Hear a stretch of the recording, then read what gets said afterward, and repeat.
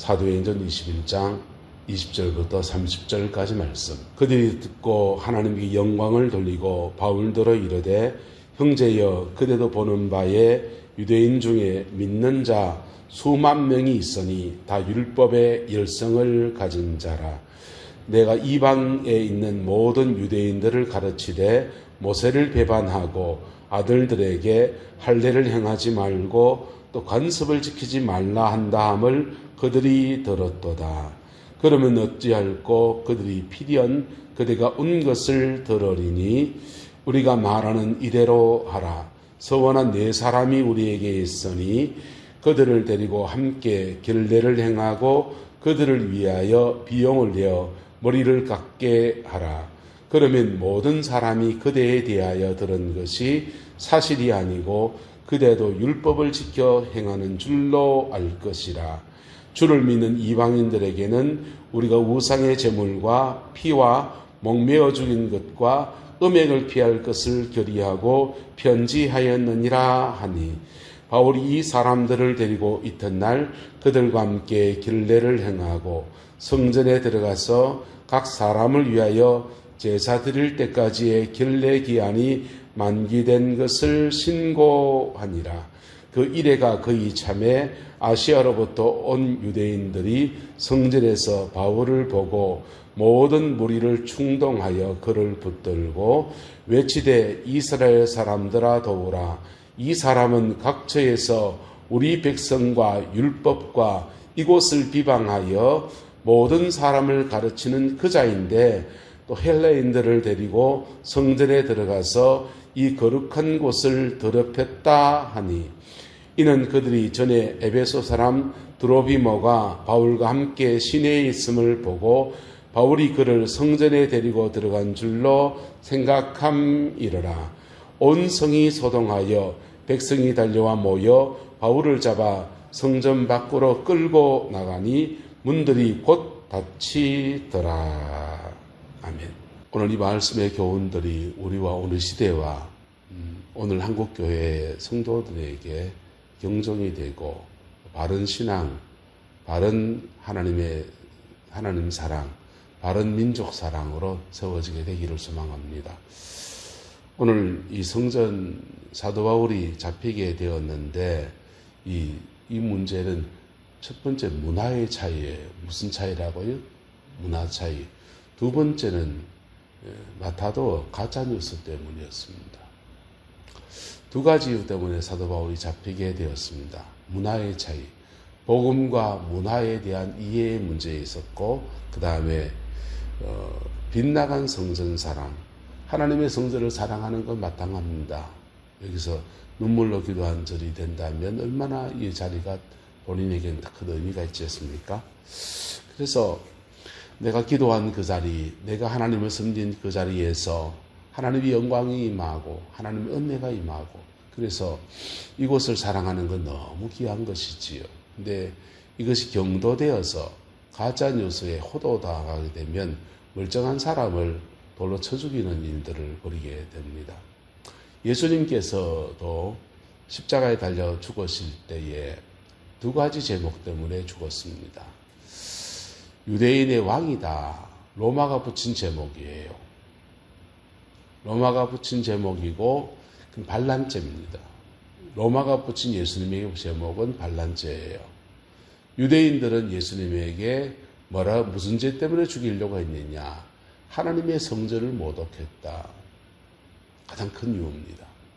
성전 청결, 십자가에 죽으시기 전에 주님은 예루살렘 성의 입성, 종료절 입성하시고 그리고는 화요일날 성전을 정결케 하십니다.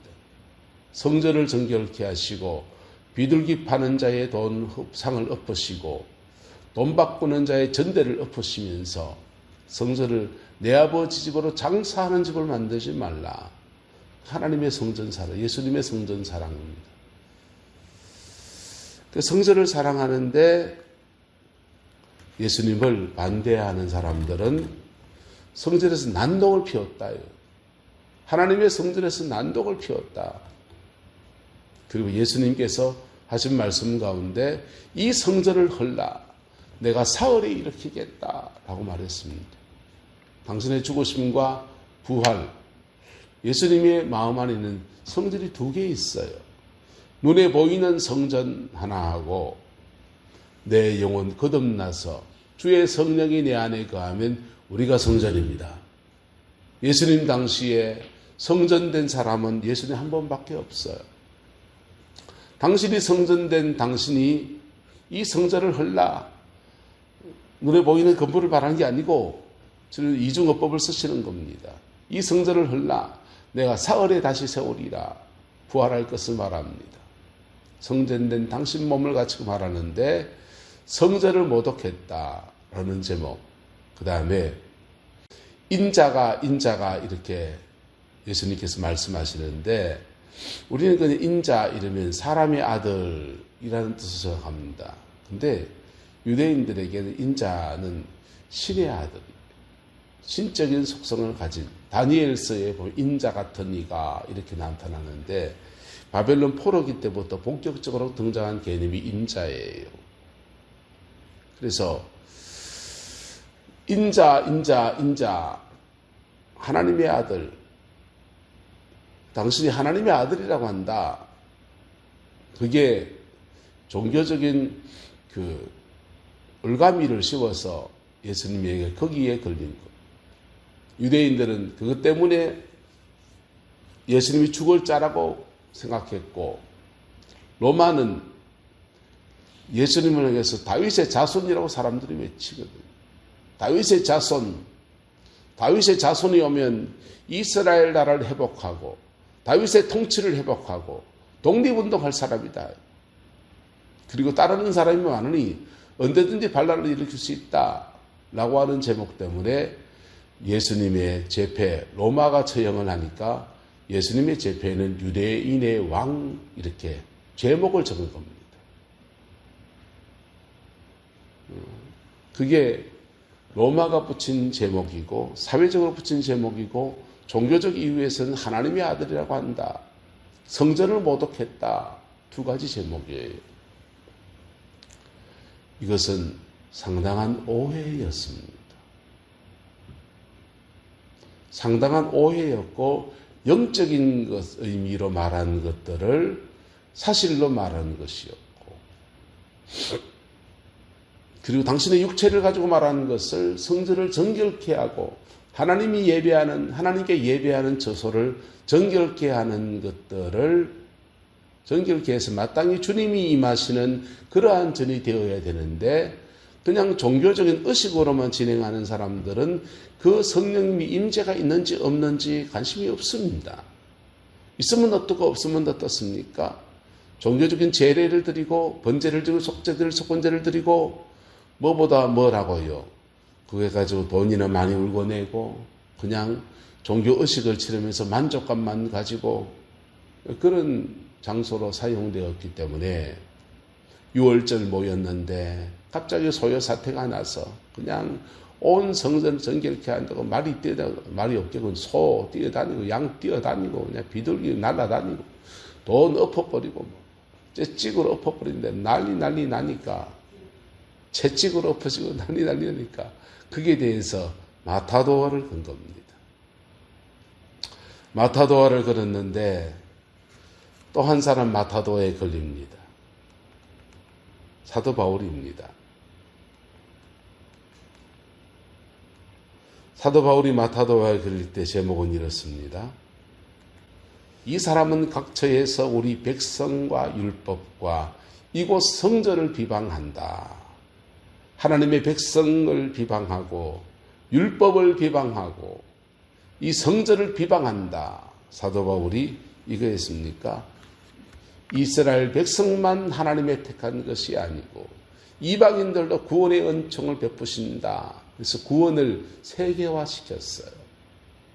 유대인 중심의 교회에서 이방인에게 선교의 장을 열어가는데 이 선민의식에 똘똘 뭉친 이스라엘 백성들에겐 우리 백성을 비방하는 이야기다. 율법을 비방했다. 사도 바울 율법을 완성시키신 복음의 은혜 아래에서 재해석을 하나갑니다.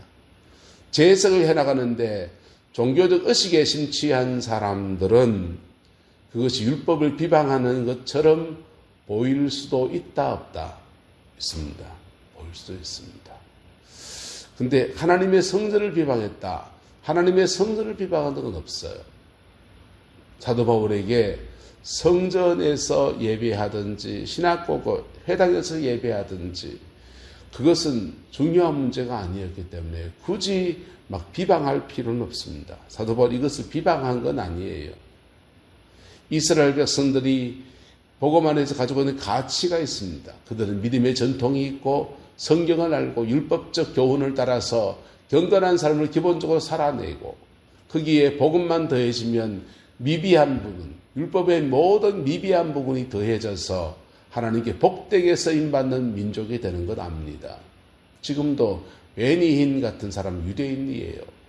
유대인인데 그냥 하나님의 은혜에 복음 앞에 서니까 성령님의 기름 부음이 아브라함 때부터 축적된 그 기름 부음이 흘러 들어오는지 얼마나 강력하게 주께 쓰임받는지 몰라요. 복음 안에서 유대인들이 하나님 앞에 복된 가치를 가지고 있는 사람 너무너무 많이 있습니다. 근데 그것을 세계화시켜서 모든 이방인들에게도 구원의 은혜가 있다 확장시켜 나가는 사도 바울의 권고, 선포 이것이 마타도어의 거기니까 비방한다라고 하는 것입니다. 율법을 비방한다. 율법 비방하는 건 아니에요. 성경으로 가치가 있는 복음 안에서 재해석되어지는 부분이 있고 율법 안에서 먹는 것, 비늘 없는 것 먹는 것이나 또 뭐 이런저런 것 피는 안 먹겠구나. 어쨌든 그 복음 안에서 먹는 문제, 의복의 문제, 이방인의 문화에 복음이 전파되어 나가는데 문화의 문제에 대해 변개하고 그리고 제사를 통해서 예배하는 것들이 십자가 안에 완성되어졌다고 말하는데 이방인들에게는 그건 아무 소용이 없는 얘기입니다. 왜냐하면 이방인들 중에 있는 유대인들은 이미 시나고게 회당에서 예배하면서 제사 지내지 않아요. 번제를 드리지 않아요. 시나고게 회당에서 예배하면서 시편의 말씀을 낭독하고서 말씀을 나누는 예배를 드리고 있었고 제사 중심의 예배가 아니에요. 유일하게 성전이라고는 예루살렘 성전 하나만 있고 거기 순례자가 돼서 한번 제사 지내고 나머지 이방 땅에서 시나고게 회당에서 예배합니다. 제사 문제는 그 이방 땅에 선포되는 데서는 별다른 문제가 아니었습니다. 근데 이게 구약 전통의 기독교, 구약 전통의 유대교에서 복음 중심의 기독교로 전환되어 가는데 사도 바울은 숙명적으로 사명을 감당해야 되고 거기에 따르면 이 사람들이 이런 비난을 받을 가능성이 있습니다. 사도 바울을 이해한 사람들이 있습니다. 초대교회 지도자들 야고보와 예수님 12제자들이었습니다. 그들은 사도 바울을 이해했습니다. 다른 문화권에 복음을 전해나가고 그러기 위해서 그런 거니까 머리 깎고 하면서 문화적 전통을 유대 문화를 존중하는 것을 보여주어서 사도 바울이 오해를 사지 않도록 도와주려고 했습니다. 그러나 거대한 마타도아가 돌 때 그만 사도 바울은 잡혀 들어간 것입니다. 모든 사람을 그렇게 가르치는 그자인데 헬라인을 데리고 성전에 들어가서 이 거룩한 곳을 더럽혔다. 그렇게 할 때 온 성이 소동하여 백성이 달려와서 모여 바울을 잡아 성전 밖으로 끌고 나갔다. 성전 안에서는 사람을 죽이면 안 돼요. 사람을 죽이면 안 돼요. 거룩한 곳이기 때문에 성전 밖으로 끌고 나가서 뭐 할 거냐? 돌로 쳐 죽이는 겁니다.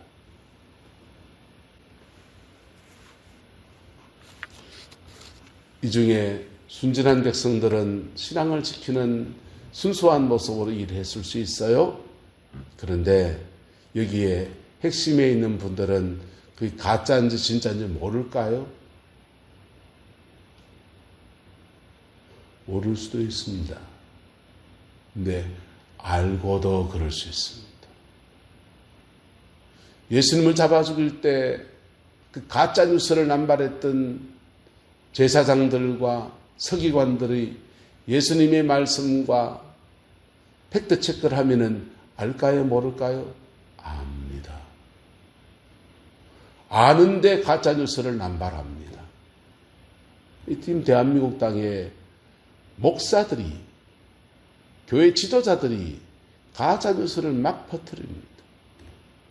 올 설명절에 가짜뉴스를 퍼뜨리는 부모 세대와 아버지 말에 어머니 말에 팩트체크하며 달려드는 젊은 세대와 손주 세대들이 한바탕 싸움 날까봐 겁납니다. 진보도일 수도 있고 보수일 수도 있습니다. 대통령이 감옥에 갇히고 쇠고랑을 차는 것들을 국격이다 해서 그거 좀 그렇게 안 하고 조사를 하면 되지, 존중해 가면서, 그것도 일리 있는 얘기입니다. 그러나 가짜 뉴스에 경도되면 안 돼요. 교회가 가짜 뉴스를 양산하면 안 됩니다. 법원에 뛰어들어가서 50명이 구속이 됐어요. 거기에 극우 유튜버들은 돈 번다 그러대요. 돈 버는 사람도 있겠지. 근데 순진하게 그냥 달려 들어가가지고 그냥 우아우아 하다 보니까 거기 들어가서 휘말려가지고 사람이 같은 얘기를 반복해서 듣다 보면 그게 진실인 줄 알거든. 보수일 수 있고 진보일 수 있습니다. 보수는 어떠냐? 질서를 중요하게 생각합니다. 기존 질서를. 사회적 시스템을 중요하게 생각하고. 진보는 어떠냐? 그런 시스템 속에서 소외받는 사람들에 대해서 이 사람들의 권익을 존중하자, 이런 운동을 펼칩니다. 우리나라에 진보적 가치를 존중하는 분들도 계시고 보수적 가치를 존중하는 분도 계십니다. 둘 다 귀하다고 생각합니다. 이 사회의 발전을 위해서 소중하게 그들의 의식과 생각과 사상과 자원이 사용되면 좋겠습니다. 근데 가짜뉴스로 남발하게 되면 사람들을 선동질합니다. 그 선동질 속에 멀쩡한 사람 죽이는 거예요. 사도 바울이 죽을 뻔했습니다. 예수님은 죽었습니다.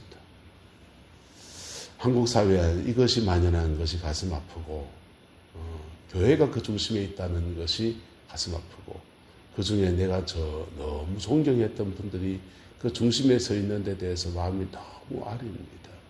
여러분, 진실 앞에 정직해지기를 소망합니다. 그리고 그 안에서 이민족 가운데 건전한 보수, 건전한 진보가 세워지기를 원하고, 교회도 그래요. 교회도 무슨 사안이 생기면 교회 안에 마타도하고 돕디다. 진실을 말하는데 진실은 안 들어요. 목적을 위해서 가짜 얘기들이 막 돌아다니면서 온 교회를 어지럽힌 것 같습니다. 여러분, 우리는 다 죄성 있고 그런 속성들이 있는 것 같아요. 진리 안에서 이 모든 것들이 정돈되어지고 다시금 복된 이 나라 되기를 소망하고, 민족의 교회가 이 복된 이 나라 되는데 아름답게 쓰임받기를 소망합니다. 가짜뉴스에 경도된 사람은 MBC나 SBS나 JTBC 같은 메이저 언론사들을 안 좋아합니다. 조선일보는 좋아하는지 모르겠어요. 근데 그 메이저 언론사는 적어도 그걸 진보적 가치에서 말하든지 보수적 가치에서 말하든지 팩트 체크는 하고 합니다. 유튜브는 팩트 체크하지 않아요. 자기 하고 싶은 말만 합니다. 거기에 한 번, 두 번, 세 번, 네 번 듣다가 보면 거기에서 찬양하고 뭐하고 은혜도 들어받을 때도 있겠죠. 성령이 만지시면 또. 좀 보세요. 이거 있습니다. 컵을 이렇게 물을 마실 때 이 컵에 유리컵이라고 합시다. 만약 이 컵에 거미가 있고 깨진 모서리가 있으면 이 안에 담긴 물이 물 아닙니까? 조심해서 마시면 입안 베이고 먹어요. 그래서 어쨌든 이 거대한 가짜뉴스 흐름 속에 교회가 중심에 서 있는 건 너무 가슴이 아프고 일부 목회자들이 서 있는 가슴이 아프고 복음 앞에 진실을 정확하게 보는 안목이 열려지길 소망하고 그리고 그 속에서 새로운 나라, 새로운 교회상들이 이 민족 가운데 세워지기를 소망합니다. 기도하겠습니다. 좋으신 아버지 하나님, 주님의 은혜와 사랑을 감사합니다.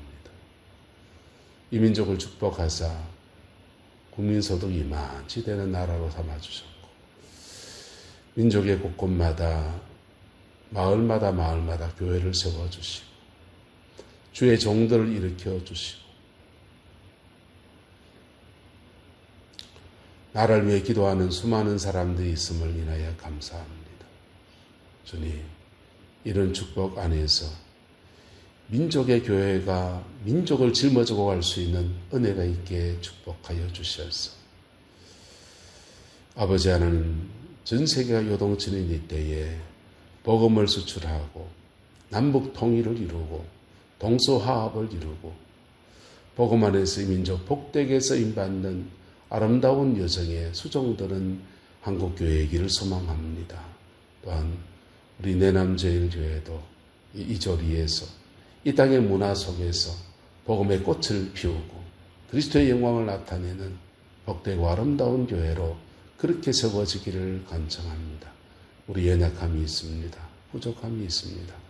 십자가 보혈로 덮어 역사해 주옵시고 정결의 영으로 온전케 하셔서 예수님 안에서 온전히 승리하는 은혜가 있게 축복하여 주옵소서.